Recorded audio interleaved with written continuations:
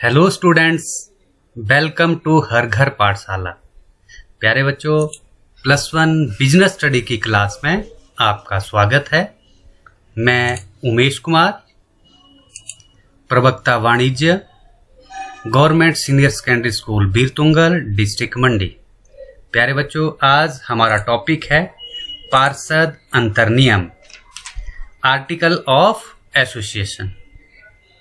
प्यारे बच्चों, जैसा कि हमने पिछले वीडियो में पार्षद सीमा नियम के बारे में पढ़ा था, आज हम बात करेंगे पार्षद अंतर्नियम की।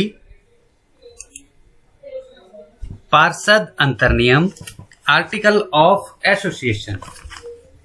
पार्षद अंतर्नियम दूसरा महत्वपूर्ण प्रलेख है जो प्रवर्तकों के द्वारा तैयार किया जाता है और कंपनी के रजिस्ट्रेशन के उद्देश्य से रजिस्ट्रार के समक्ष प्रस्तुत किया जाता है या भेजा जाता है। प्यारे बच्चों, कंपनी के पार्षद अंतर्नियम का निर्माण कंपनी अधिनियम 1956 तथा पार्षद सीमा नियम की व्यवस्थाओं के अंतर्गत किया जाता है। यह पार्षद सीमा नियम का सहायक प्रलेख है। मैं एक बार फिर से रिपीट कर रहा हूं कि यह पार्षद सीमा नियम का सहायक प्रलेख है। कंपनी के पार्षद अंतर्नियम कंपनी के आंतरिक नियम होते हैं जो पार्षद सीमा नियम के सहायक भी कहे जाते हैं। इस प्रलेख में पार्षद सीमा नियम में दिए गए उद्देश्यों की पूर्ति के लिए तथा कंपनी को सुचारू रूप से चलाने के लिए नियमों और उपनियमों का उल्लेख इसमें किया जाता है। पार्षद सीमा नियम कंपनी के उद्देश्य निश्चित करते हैं और अंतर्नियम उन उद्देश्यों की पूर्ति के लिए कार्यविधि बताते हैं। कंपनी के पार्षद सीमा नियम तो कंपनी के कार्यक्षेत्र को निर्धारित करते हैं, जबकि अंतर्नियम यह बताते हैं कि उस सीमा के भीतर कार्य कैसे किया जाएगा, आंतरिक प्रबंध एवं व्यवस्था किस प्रकार की होगी तथा कंपनी के विभिन्न पक्षकारों, अधिकारियों, अंशधारियों तथा ऋण पत्रधारियों आदि के क्या अधिकार होंगे।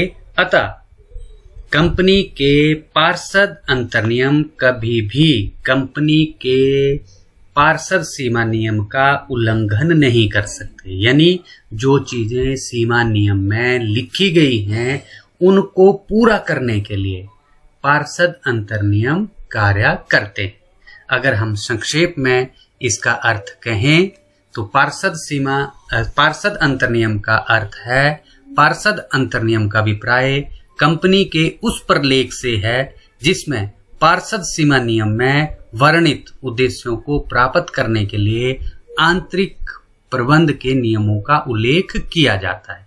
In English, it refer to that documents of company in which rule of internal management to achieve the objectives laid down in the memorandum of association are stated। प्यारे बच्चों, ये था पार्षद अंतर्नियम का अर्थ। अब हम बात करेंगे पार्षद अंतर्नियम की विषय वस्तु की, subject matter of article of association. यानी वो कौन कौन सी बातें हैं जिनका वर्णन पार्षद अंतर्नियम के अंतर्गत किया जाता है। तो प्यारे बच्चों, जैसा कि हमने मीनिंग में डिटेल में डिस्कस किया कि अंतर्नियम कंपनी के आंतरिक नियम हैं, अतः इनमें प्रायः उन सब बातों का वर्णन होता है जो कंपनी के आंतरिक प्रबंध तथा संचालन से संबंधित होते हैं। प्रायः प्रत्येक कंपनी अपनी सुविधा अनुसार अपने अंतर्नियमों को तैयार करती है। ठीक है, समझ रहे हैं इस बात को?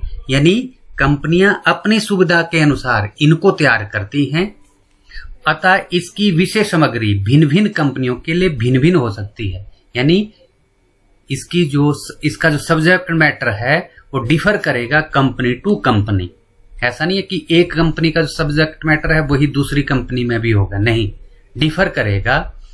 साधारणतः सारणी F को अंतर्नियमों का एक आदर्श स्वरूप माना जाता है तथा उसको अनुरूप उसके अनुरूप ही नियम और उपनियम बनाए जाते हैं। एक कंपनी के अंतर नियमों को प्रायः निम्नलिखित बातों के द्वारा स्पष्ट किया जाता है। मैं आपको ये भी बता दूं कि अंतर नियम को तैयार करना जरूरी नहीं है। इसके अभाव में जो कंपनी एक्ट है उसका जो टेबल ए है वो यहाँ पर लागू होता है, सारणी ए जो है यहाँ पर लागू होती है। तो जिन जिन बातों का उल्लेख इसमें किया जाता है वो इस तरह से है। नंबर 1, प्रारंभिक अनुबंध, प्रिलिमिनरी कॉन्ट्रैक्ट्स।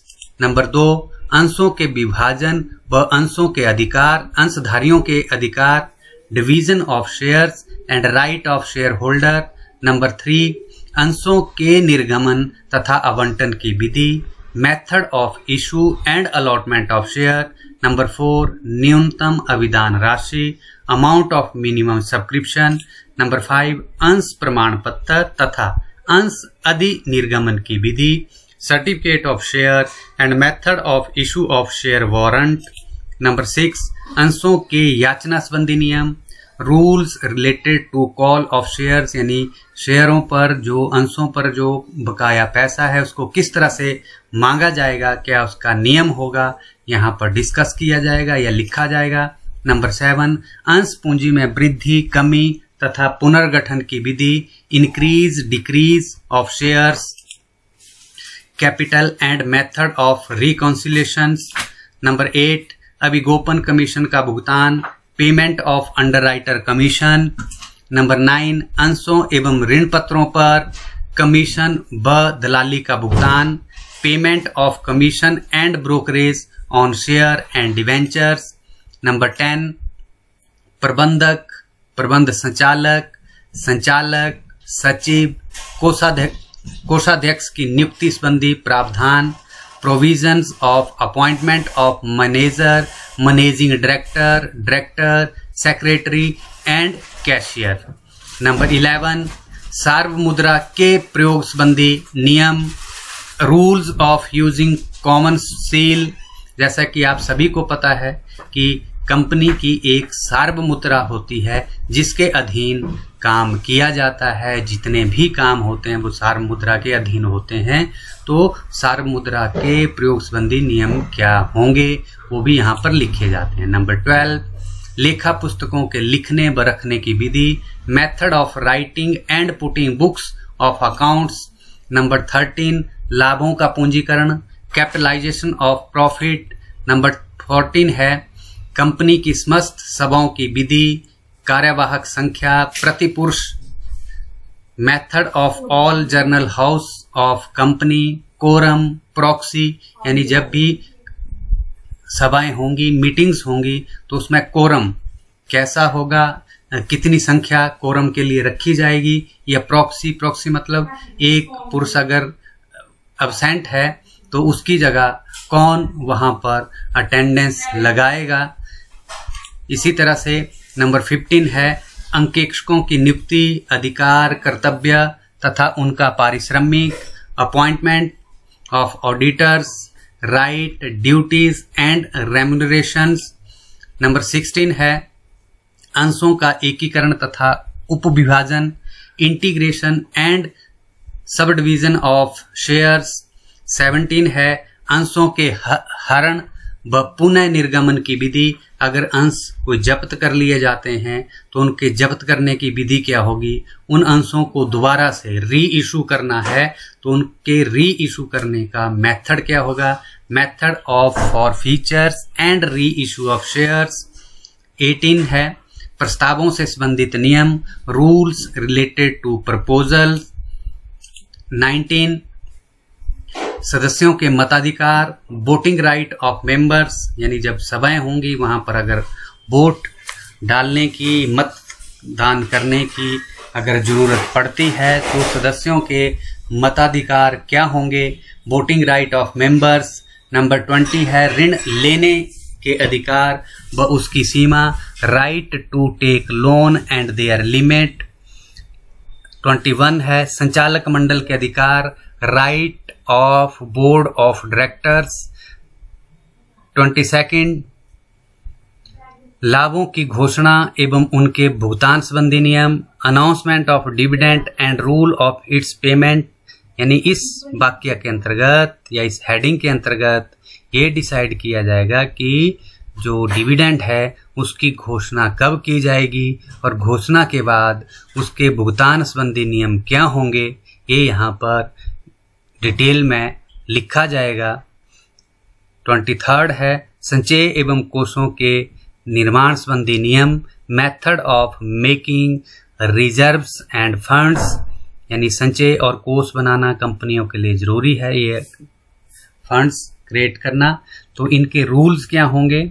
और लास्ट कंपनी के समापन की विधि, method of binding up of a company, अगर कंपनी का समापन करना है, कंपनी को बंद कर देना है, तो उसके बंद करने संबंधी जो विधि है, मेथड है, वो क्या है।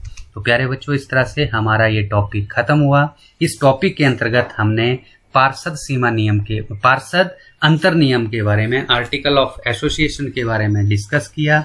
डिटेल में आपको बताया कि पार्षद अंतर नियम दूसरा महत्वपूर्ण प्रलेख है और यह प्रवर्तकों द्वारा तैयार किया जाता है और यह सीमा नियम का सहायक प्रलेख है।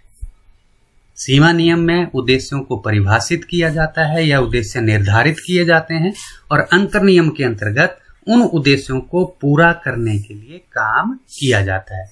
और इसके जो विषय सामग्री है या विषय वस्तु है उसके बारे में मैंने आपको डिटेल में बताया कि इसमें लगभग 24 जो पॉइंट्स हैं जिन बातों का उल्लेख या वर्णन पार्षद अंतर नियम के अंतर्गत किया जाता है। उम्मीद है प्यारे बच्चों आपको समझ आया होगा।